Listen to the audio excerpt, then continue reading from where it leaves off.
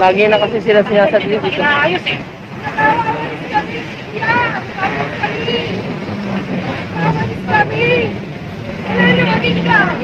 High blood na naman si Boss Ega.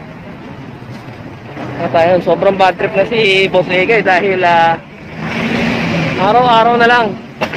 At hindi na matapos-tapos yung sila sinasadli dito. Ayos eh.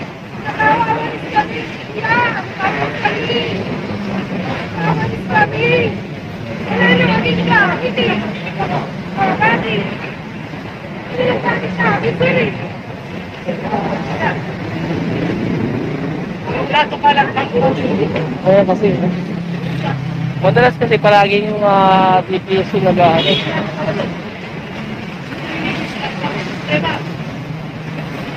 At pati yung gadget, cellphone natin nilalangon.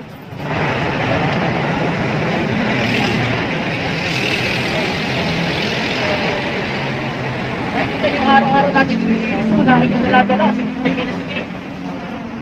High blood na naman si Boss Ega.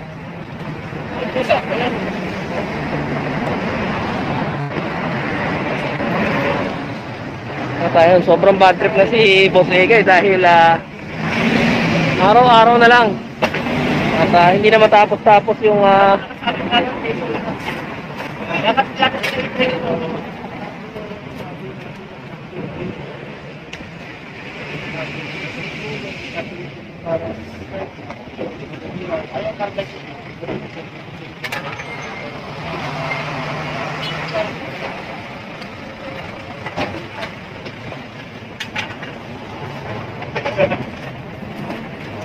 yan, pati yung mga kalakal nila kinuha na.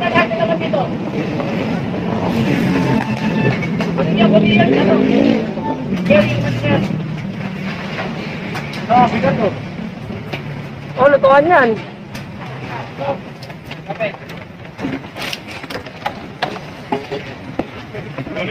Ayun ko na ano no.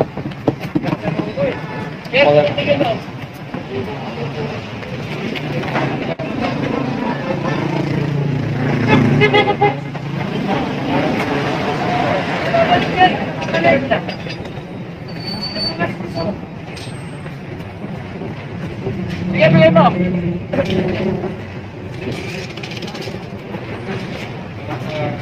Buhay pa yun.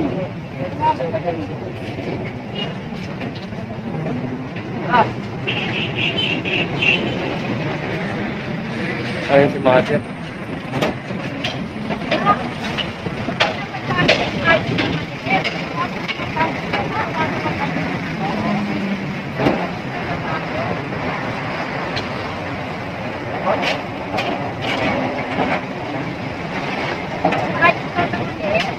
Ayun. Matigas kasi yung ulo niya ni nanay eh. Lagi yan sinasabihan at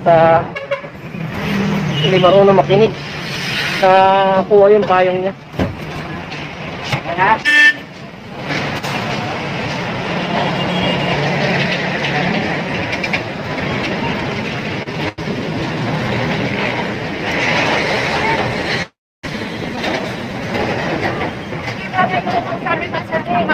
Kaya ginano na namin yan. Dapat hapon.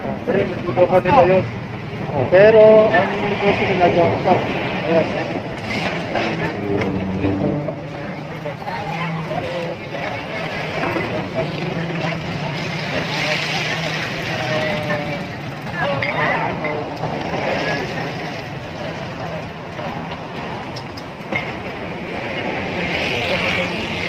Mapagpakan lahat ng pati yung sampay, mga sampay nila. At ayun, may mga nakapark pala, may parking pala dito na sasakyan, no?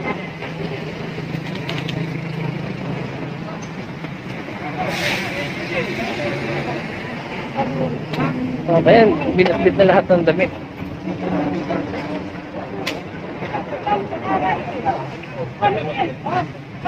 Ayan, para ko yan eh. Parang ano? Oh, ito parang ano to, oh. Gamit to sa ano, sa backhoe. Ito yung ginagamit na pambutas. So, siguro ano yan.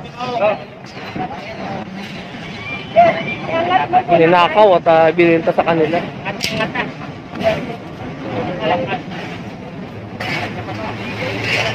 So yun, binubuhat nila na yan. Bala yan. O pambutas doon sa bako. So hindi natin alam kung bakit meron dito sa junk shop niyan.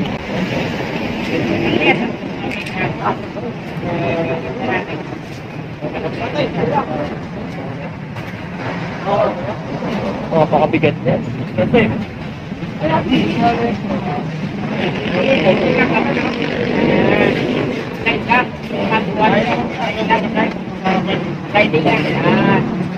Nay, binenta sa inyo yan? Ha? Binenta sa inyo? Hindi, matagal na yan. 3 taon na sa akin yan. 3 taon na. Oo. Saan galing yan, Di? Ha? Saan galing? Hindi, binita lang dito yan. Oo. Kasi bala ng bako yun. Oo. Matagal na yan. So, 3 taon na daw kay daddy yun at ibinenta lang daw. At solid kasi na bakal yan. Itong ano natin dito? Matimbang na lang siya pag-anak. Maliit. TN mata. Solid yan. Hindi Maliit ba? Matagal-tagal na yan. TN yan.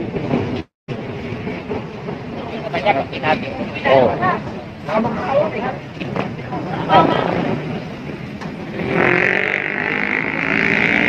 Tapos na sila magkarga dito at yun.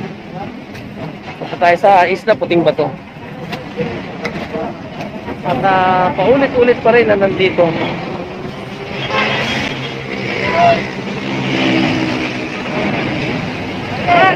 Ginawa nila kasi nung parang kagaya doon sa ano sa Amerika, yung mga doon kasi sa ibang bansa sa Amerika kasi parang legal po ata yung mga trailer truck na ganito na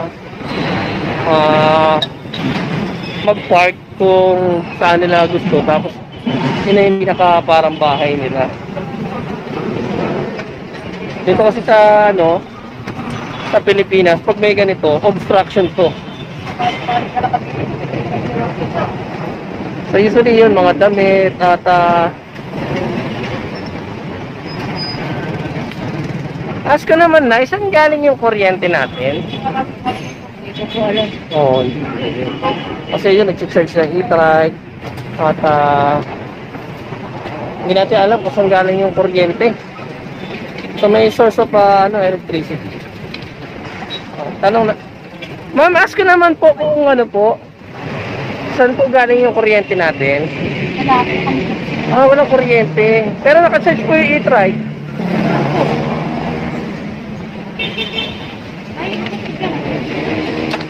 So hindi nila alam. Sa presinto po.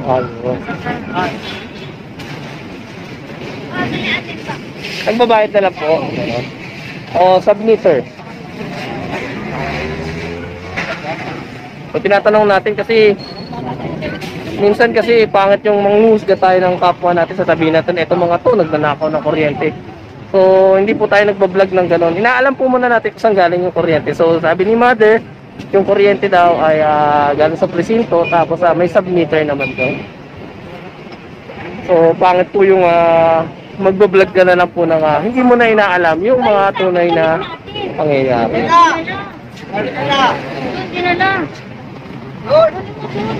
Nalayab.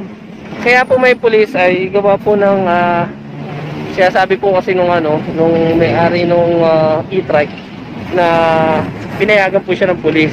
At eto, nakipag-coordinate po si guys at nalaman natin na hindi naman pala totoo yung sinasabi niya. So may usapan na sila na pag